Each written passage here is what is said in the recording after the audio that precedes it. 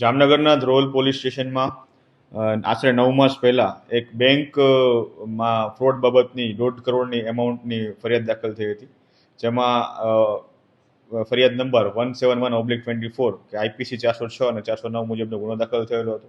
આ કામનો જે આરોપી છે, જેનું નામ છે નયન કુમાર સિંહ રાધા વિનોદ સિંહ, કે જે બેંકનો મેનેજર હતો જે તે વખતે, એના દ્વારા આ કૃત્યને અંજામ આપીને ત્યારબાદ નાસી ગયો હતો.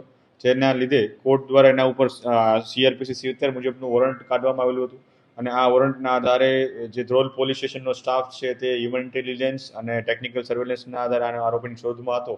તે દરમિયાન આ આરોપી મળી આવતા તેને યુપી ખાતેથી, ઉત્તર પ્રદેશમાંથી, એના વતનમાંથી ત્યાંથી એને પકડી પાડવામાં આવેલો છે.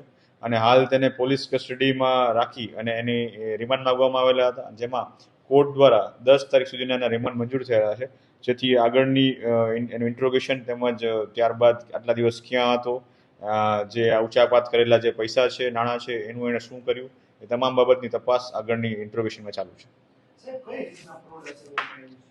જે લતીફપરની સેન્ટ્રલ બેંક ઓફ ઇન્ડિયા શાખા કે જેમાં આ બનાવ બનેલો હતો, તેમાં આ 1,56,57,993 રૂપિયાનો ફ્રોડ થયો હતો, કે જેમાં જેટલા બાકીના ડોરમેન્ટ એકાઉન્ટ્સ છે અને જેની લિમિટ્સ યુઝ થયેલી નથી એ ખાતાઓમાં ઓનલાઈન લોન સેન્કશન કરાવી અને એના લિમિટ્સ યુઝ કરીને બીજા એકાઉન્ટમાં ટ્રાન્સફર કરી આ બાબતનું બેંક મેનેજર દ્વારા આખો ફ્રોડ કરવામાં આવેલું હતું. જે તે વખતે એ બાબતનો ગુનો ધ્રોલ પોલીસ સ્ટેશનમાં નોંધાયેલો હતો.